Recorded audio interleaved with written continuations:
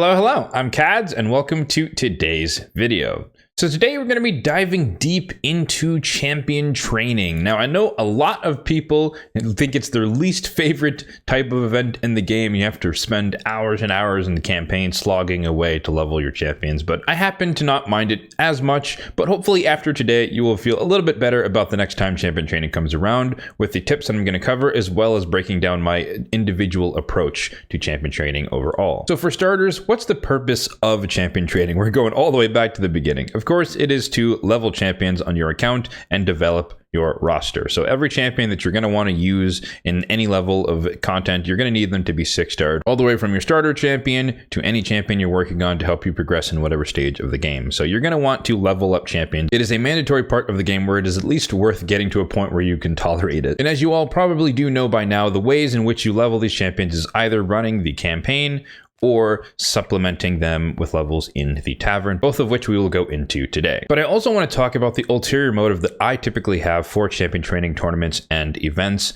Not all of them per se, but the ones that happen to offer what is being offered in this case, which is a legendary tome at the top. Now, this is probably a bad example because this is like a special champion training tournament where they're trying to offer some of the epics for the Lady Mikage fusion if you happen to win. I personally don't really care about any type of champion offered in these tournaments because it's extremely competitive usually, and it's just not worth investing in as a free-to-play player, but I digress. So this one here is a 3-day long champion training event, and you can see there at the top that we have 11,000 points for a legendary tome. Now, of course, that can seem extremely daunting. 11,000 points, how on earth am I going to get out there, and especially how am I going to do that in 3 days? For me, it's never been a problem. Hopefully after watching this video, events like these will not be as daunting as they seem. So the first area that I want to talk about that is very, very important when it comes to approaching these tournaments or events in general is supply management. As we discussed, the primary method of champion training is in the campaign, and that requires you to have energy to use in the campaign. So if you don't have energy stockpiles in any shape or form, it's going to be more difficult to participate in a tournament such as this one. There are two primary ways that I stockpile energy, one of which is by instituting a gem floor. And what that means is that there is an arbitrary amount of gems that I like to stay above outside of extenuating circumstances where I need to use them for certain events and tournaments. Now, in my opinion, converting gems into energy is probably the best bang for your buck when it comes to the usage of or the utilization of gems. I think that's the best. You can buy like ancient shards every once in a while, but I don't really think it's worth it. Another thing I do think is worth it is potentially live arena refills, but more specifically tag team arena refills. You get a little bit more bang for your buck. At least the first set of 10 is 15 gems, but I'm digressing a bit here. The best usage, in my opinion, is energy refills. It only costs 40 gems and you get a full set of energy, assuming you're past level 60 in the game, which is 130 energy. And for myself personally, my floor is 4,000 gems, and what that equates to is about 13,000 energy just in reserve if I need to use it for any particular event. Now, obviously, you can see that I happen to be below said floor, and that is for a good reason and a great example of what I'm referring to here, where I was pursuing the Aostra Dreamsong Soul in the recent Hero's Path, at least at the time of this recording, and so it was a substantial amount of champion training, and I did dip pretty far into my gem stock in order to make that happen. But again, that's the purpose of having that reserve of gems that I can convert to energy as needed, and I ended up spending around, I want to say 8,000 plus energy on that Hero's Path, and so using my gems really made that happen and made that event possible. Obviously, that's not something I can do as a free-to-play player every single time. I just don't, 1, have the time, and 2, have the willingness, and 3, have the supplies to always do that every single time. But here and there, it is a possible strategy, and it's good to have the reserves for when you need to do something like that.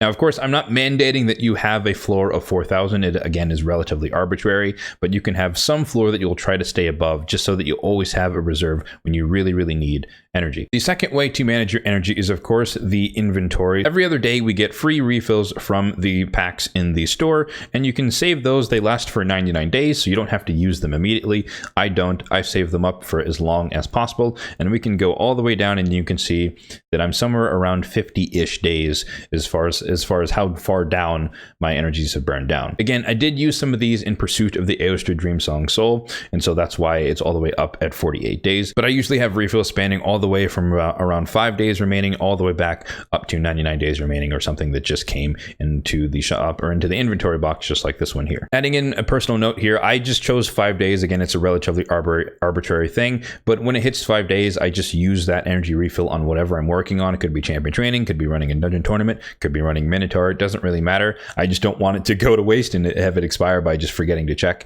And so I always make sure that 5 days is enough time for me to notice that it's getting near zero. And so I should be able to check within those few days, and actually you make sure I use it before it expires. And as a corollary to this, I don't have any examples in my inventory because, once again, I did use them recently. But when you get energy from events and tournaments, they can go into your inbox. You do not have to claim them from the events and tournaments. They can stay there. In this case, I did claim them because there is a champion training tournament going on. And for me personally, I try to save as many of these particular energy nodes from the events and tournaments, save them for champion training, because that's the most usage of my energy overall in aggregate. But stuff like this, you get 50 here, 75, 150, whatever it is in some event or tournament. Once the event or tournament ends and the leaderboard disappears or the event disappears, it will then go to your inbox, and it will last for 6 days there. So you can really stretch that out for the entire duration of the event in which you unlocked it, plus the 6 days of inventory space to really see, do I really need it now, or do I need it in 7 days, for example? So that's another way to have energy stockpiled and ready to go. Now, I do want to address something that's not necessarily bad, but it is notably inefficient, and that is stockpiling energy above the energy cap. I can understand the idea behind it, where you don't really want to do anything for Monday and Tuesday, and you want to do something really hard on Wednesday, and so you start collecting and saving on all your energy. You have 500, 800, whatever, and then you blitz it all on Wednesday, and that can be great. But the problem with that is you're foregoing all of the daily accrual energy, which is around like 400 and something a day. So you're just kind of missing out on the free energy, so to speak. So of course there's pros and cons to this. That way, that first method allows you to blitz something really and focus on it for whenever you need it, and you kind of save the energy refills that you get for each day just for that purpose, with the downside that it's being inefficient.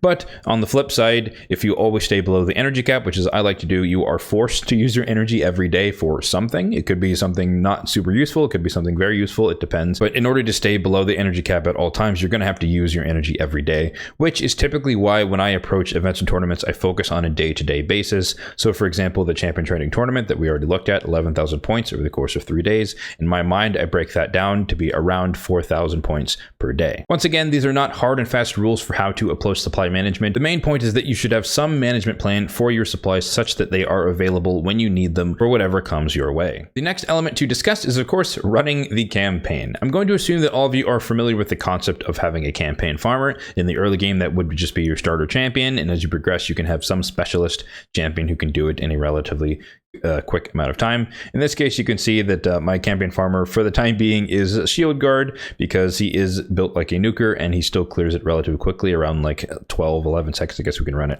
really quick to see, but he's just being leveled. He's one of my most recent 6-stars, so that's why he's in this role. I'm just using him for the time being because I'm leveling him up at the same time, and it just frees up a slot for my actual campaign farmer, which is Fellhound, who does it in around 5 or 6 seconds. But this works as a temporary measure while I'm leveling him up. I can just take advantage of the fact that he needs levels as well, and I can free up a slot to level up other champions as food, which is an excellent segue to the next question of what exactly is considered food. Now, I think this is obvious when it comes to like uncommons and commons, because they practically have no other purpose aside from a handful of uncommons. Obviously, Shield Guard is being used, Curse City, for those who are wondering, but uncommons and commons, is pretty clear that predominantly those are meant to just be fed as chickens to higher tier champions.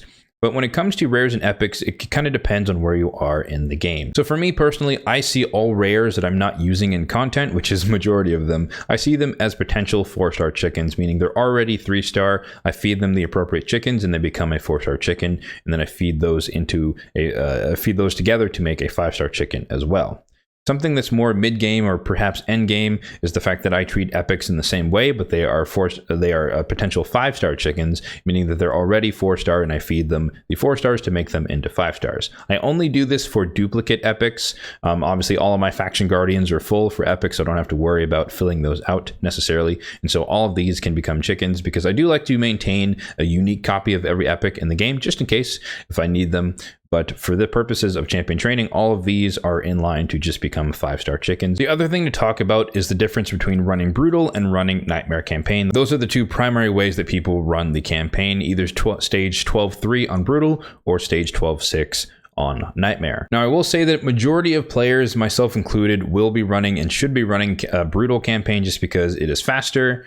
You can see it's half the energy cost. It's twice for nightmare, but there are some pros and cons. There's a little bit of trade-offs between the two. The reason we run stage 3 at all is because it does drop shields, and shields happen to give the most silver from across all of the artifact slots. And then stage 6 would be if you wanted to maximize the amount of experience you're getting per run. So stage 12-3 on brutal is a nice happy place because you get the most amount of silver per energy in terms of running it in campaign. It is a quick run that can be soloed with relative ease compared to nightmare, and you do also build up some mystery shards. By contrast, running stage 12-6 on either difficulty means that you're going to get more experience per energy, and if that's your focus, that can be the way. Nightmare is going to take longer, but it can still be soloed, but it takes a lot more robust champions and or ones with really good builds, typically more late game to end game type stuff, and they also need to be an appropriate affinity because the enemies might actually take turns. You don't want to be killed in running the campaign. The one perk you get from Nightmare is that you cannot get mystery shards at all, which could be bad if you need mystery shards to generate the commons and uncommons as food, but it could be good if you have a lot of mystery shards already and you don't really care about maintaining that amount, and you want to just bank on the fact that you're going to get more artifacts overall and thus slightly more silver. But again, stage 12-3 on brutal will still give you more silver overall just because you're getting shields versus boots. So once again, it's up to you which difficulty of campaign that you run. Like I said, I recommend for majority of people who need silver like myself, you're just better off going with stage 12-3 on brutal. It's a lot easier to get into, you maintain the maximum silver gains, and you still maintain a good flux of mystery shards, which you will need to generate food to feed into your higher level champions. Plus, mystery shards can be quite useful for champion chases and summon rushes if you really need a lot of points in a pinch. The next element to discuss is, of course, the lovely, totally not out of date Tavern. This is where we can supplement our campaign runs with brews to get extra levels, and this is also where you rank up your champions to take them to the next tier. Now, the important thing to understand here when it comes to champion training, events, and tournaments is that you get points for every rank up of a champion, so 1-star to 2-star, 3-star to 4-star, etc. And you also get points for every level that a champion gains from any source. It could be in the campaign, could be in the tavern here, and it could be in a dungeon run, for example, if you're running food champions along some sort of solo duo strategy. And where brews come into the mix is that brews are a fixed amount of points, assuming you're matching the affinity, and I would never see a reason why you wouldn't match the affinity, of 18,750 experience. So because these are a flat amount, they will give you more bang for your buck when your champions are a lower level compared to a higher level. So for example, here you can see that on my shield guard, 18,000 is what, a third or a fourth of getting a level at this point, meaning they're very, very weak. But if I find a 1-star champion, for example, one of my future food champions, Ambassador Lethalin, in this example, just one brew will give him about 7 levels, which is a lot different. So one brew on a low level is going to give him 7 levels times however many points you get per level. It's just more bang for your buck to do this when they're low leveled. And so this is where the strategy for pre-leveling your chickens before you feed them came from, because we're taking advantage of the fact that brews are flat experience. So we can go through an example here of what I would do leveling up some champions. 1-star to 2-star, it doesn't really matter that much. We're going to make a handful of these. We're going to take them all up to 2-star and make them become chickens. And essentially, the strategy goes that you can feed brews to each of the tiers just to get a few more points out of them before you feed them, because once they're gone, and they can't really do anything for you. I think folks like Saf from HH Gaming and others have covered the most efficient way to do this, and I think it's 2 brews in a 2-star and 3 brews in a 3-star, 4 brews in a 4-star, something like that. Something along those lines. You could definitely check out his videos to find out the details. But for me personally, I don't do it for 2 stars. I don't think it's that worth it, so we'll just skip that step here. But I do it for 3 stars as well as 4 stars and 5 stars. I don't have a 5-star as an example here, but we can do it for a 3-star. So once I do that, I have a 3-star champion here. I would just put in 3 brews, and that gives me 17 levels, and that is worth 34 points. Is that substantial? No, it seems pretty minimal, but when you start to add it up in aggregate over the course of how many 3-star chickens you're going to create, and you feed them each 3 brews, that's 34 points a pop. In this case, we have 3 3-star chickens, so that's an extra 100 points in the tournament. You can kind of see how it's going to start to add up over time. So now that we've pre-leveled our 3-star chickens, we can then feed them to our potential 4-star champion. And if I had more of the 4-star champions, I would do the same thing. Once again, this is where you can kind of pick and choose how you want to do it. A lot of people prefer to stack up a bunch of 3-star, a bunch of 4-star, a bunch of 5-star chickens, and they just stockpile them and they start ranking up a bunch of them when champion training comes around. But for me, I personally like just to run through an entire iteration of making a 5-star champion. And so that entails making 4-star chickens and that propagating down to however many 3-star and 2-star chickens that I need. And so I usually do these one at a time in order. So you can see here, we just made another 4-star. We have another 4-star here, and we're working on the 3rd one. So I make 4 of those. And then in the absence of epics to use as potential 5-star chickens, I would just make a 5th rare and take one of them from 4-star to, or take one of them to level 40, and that would become the 5-star chicken. But in the case like myself, being in the end game where I have epics, I would just take the epic to level 40, and then that becomes the 5-star chicken. So I prefer to do the full cycle of making a 5-star to get points. And so that means starting off with a rare, getting all the champions underneath it. So 3 uncommons and 6 commons, and making a 4-star chicken, repeating that 4 times, and then feeding those together to make a 5-star chicken. And then I would use those 5-star chickens to make a 6-star champion. One other thing I like to do when it comes to champions who I'm actually going to build and use, for example here, Rockbreaker, who I'm going to be using for the Cursed City. When I take him to 5-star, instead of putting in the 4 brews like he's a chicken, I put in 12 brews just to get them to level 32, and that just kickstarts their development relative to running them in campaign. It costs like 84,000 silver or something, which is the equivalent of like 3 or 4 campaign runs in terms of silver cost, but it skips like 10-20 runs of the campaign to get all those 32 levels. So it's more of a time saver with a little bit of loss of silver, and it again helps me kickstart champions. So I'm truly trying to max them as quickly as possible, but after that I typically run them up to level 50 and beyond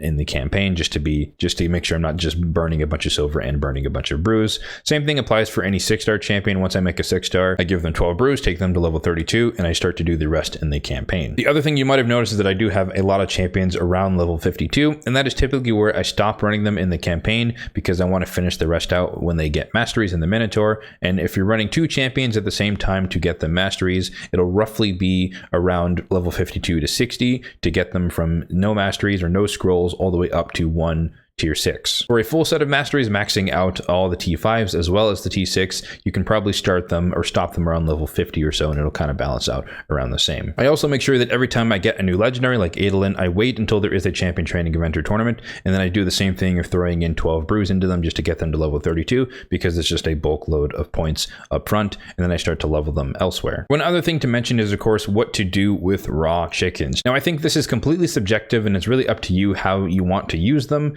but I typically find 5-star chickens to be the most useless form, and that is because, generally speaking, it's more beneficial for people, again, who aren't spenders in the game to run the campaign, because it helps you generate silver versus just using a bunch of chickens, 5-star chickens, to make your champions, because you're just going to lose silver over the long run, and you're going to need silver for artifact enhancement and other such things, fusions and whatnot. That being said, my personal strategy when it comes to raw 5-star chickens is that I use 1 for every 6-star that I get. So that means that when I'm making a 6-star champion, I only have to make from scratch 4 5-star chickens, and then I throw in 1 raw chicken just to be the 5th one to make a 6-star champion. That's just how I do it, but it is up to you to decide how you want to use them. When people are trying to burst in a tournament, ranking up a bunch of champions immediately can be a strategy as well. So that is another way that people use their raw chickens. If you just want to crank out a bunch of 6-star champions all at once, get a bunch of points, that is one way to do it. For the raw 4-star chickens, I basically use these for champions who are going to be developed on my account. So that could be a rare or an epic that is going to be taken up to 6-star eventually. So you can see 3 examples here: Skiramis, Fodbor,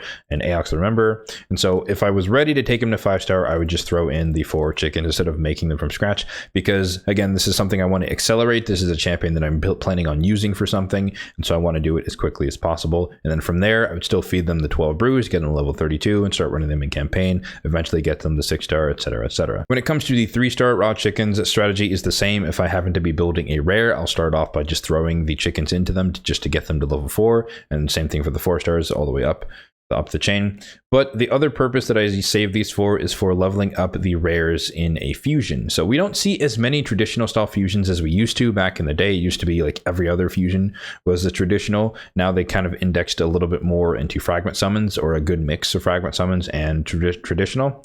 And so for ones where you had to get the 16 rares, I would exclusively use these chickens. That way I didn't have to prepare a bunch of food ahead of time, and I could just level up the rares to level 30, feed them these raw chickens, and then keep them going, keep leveling them up to level 40, just to get through leveling the fusion champions as quickly as possible and saving all of my farmed chickens for champions I actually want to develop. Once again, that's just my approach. You can definitely use these whenever you feel like it to level up 3-star champions. The last two things to touch on in the Tavern are that for exclusively champion training tournaments, you can get some points for using skill tomes as well as ascending your champions. Both of those would probably be best saved for CVC, just because you get more bang for your buck during a CVC in terms of helping your clan potentially get a victory, get some cool accessories, energy, etc., all of the good rewards. And so they're more efficient to use during that. But of course, for people again who are trying to blitz in a tournament or something, they most certainly will burn through skill tomes on champions just to get some points. So something to keep in mind. It is an option. Ascending champions is not really that many points even in a champion training tournament, so it is most certainly best saved for CVC.